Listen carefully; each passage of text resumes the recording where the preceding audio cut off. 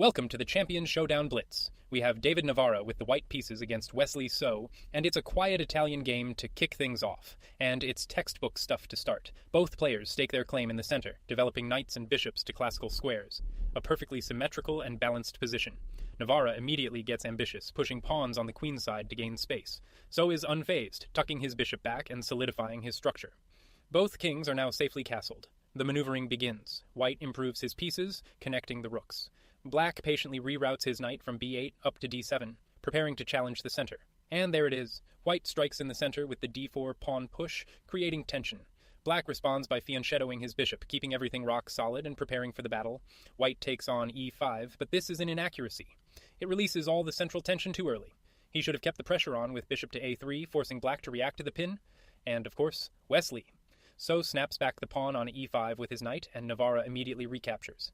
A quick flurry of trades in the center, and black recaptures with the pawn to a5. An excellent move, and in fact the only one that keeps the balance, and even gives black a slight edge. It opens lines and prepares to fight for the d-file. White's knight lands on the powerful d6 outpost, trading itself for black's dark-squared bishop. But this allows black's rook to become active, and the pawn push to c5 creates immediate counterplay. And Navara plays rook to d1. A brilliant move. The idea is a sound exchange sacrifice. He's willing to give up his rook to disrupt black's queenside pawn structure and challenge for control of the dark squares. So accepts the challenge, trading rooks on d1 with check. After the recapture, black's pawn rams forward to c4, seriously cramping white's light-squared bishop. White has a choice of where to retreat the bishop, and this is a critical decision. A much stronger continuation was available. The bishop could have retreated to a4. After black plays b6, white continues with a6, and following bishop to f8, the bishop simply reroutes to c1. But in the game, Navara drops the bishop back to a2 instead, which is less active and hands the advantage to black. Black immediately pushes the pawn to b5, but this is an inaccuracy that gives the advantage right back. The more patient pawn to b6 was correct, solidifying the structure before striking, and white captures en passant, taking the pawn on b6. But this also misses the strongest move. The prophylactic bishop to c1 was better, preparing to deal with black's queenside pressure. The advantage swings back again. The pawn is recaptured on b6, and after some shuffling, black pushes to b5 again. White's bishop retreats to b1, and black's rook claims the open d-file. Bishop to e3, another fantastic subtle move from Navara. This is brilliant. It looks simple, but it prepares to challenge black's control of the d-file and keeps the position perfectly balanced. A very deep positional idea. The rooks come off the board, and So offers a queen trade. Navara declines, and black uses the moment to gain space on the king side with the h5 pawn push. And now we enter a long, complex maneuvering battle. Both players are probing for weaknesses, improving their pieces, and fighting for control in a very tense and balanced queen and minor piece endgame. The kings start to get involved. A sure sign the endgame is near. White's king bravely marches towards the center, stepping to e2, preparing for the final phase of the game, and queen to d6 from Wesley So. What a move. That is brilliant. He offers the queen trade again, but this time it's on his terms, forcing a transition into an endgame where his knight will be extremely active. Navara has little choice but to accept, and the queen takes on d6. And the knight recaptures on d6. A fantastic move. And crucially, the only one that maintains black's slight advantage. The knight is now a monster, controlling key squares. Now begins a complex dance in the endgame. White's bishop tries to restrict black's pieces, but So's knight is incredibly agile, hopping around the board and creating constant problems. The maneuvering continues. White's bishop does a good job trying to contain black's knight, which has now jumped all the way to g5, eyeing weaknesses in white's king side. And king to g7, another brilliant subtle move from Wesley So. It seems quiet, but this king move is pure prophylaxis. It prepares to neutralize white's active bishop and solidifies his king's position for the final push. And there's the trade. The light-squared bishops come off the board, and we enter an opposite-colored bishop endgame. These are often drawish, but with active kings, anything can happen. So plays bishop to f4, but that's an inaccuracy. A small slip that lets white equalize. The more precise move was bishop to c1, keeping white's king boxed in. White takes the chance to reposition his bishop to d1, while black's king continues its incredible march all the way up the board to g5. But then bishop to c2 from white, and this is a critical mistake. The king had to get involved with king to e1 to hold the balance. Now, black has a significant advantage, and black's bishop swoops into the powerful c1 square, cutting off white's king. White plays bishop to d1, but it's another inaccuracy in a very difficult position.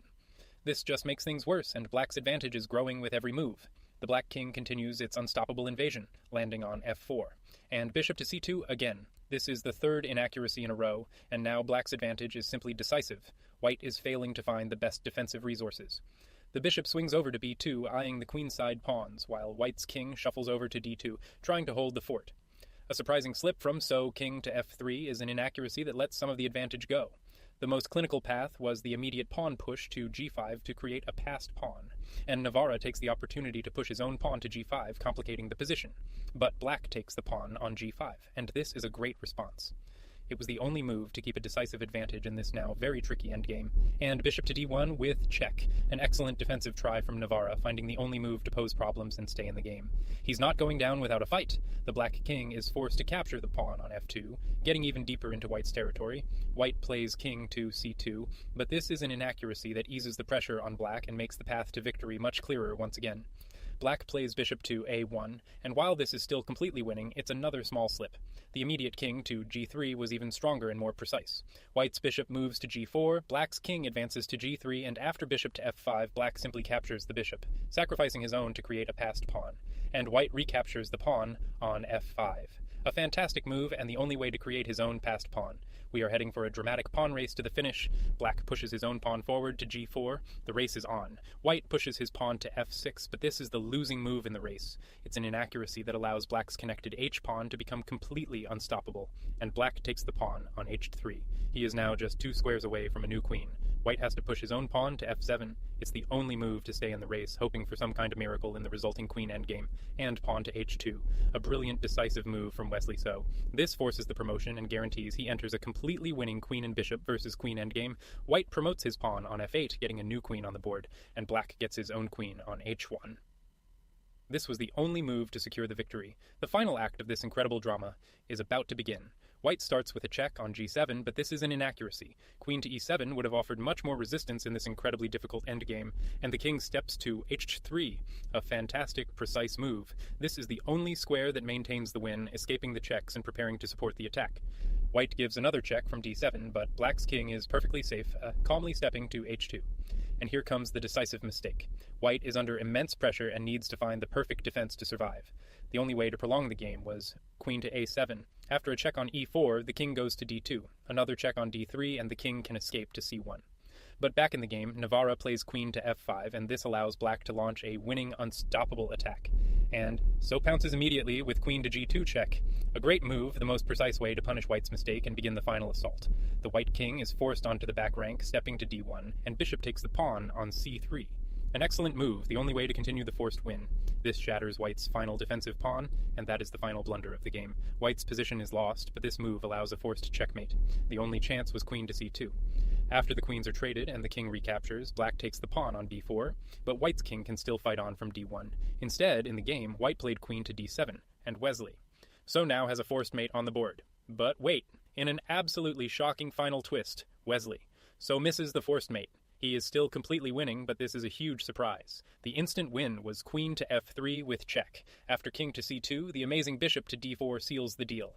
Queen has to take the bishop, and after pawn recaptures, it's all over.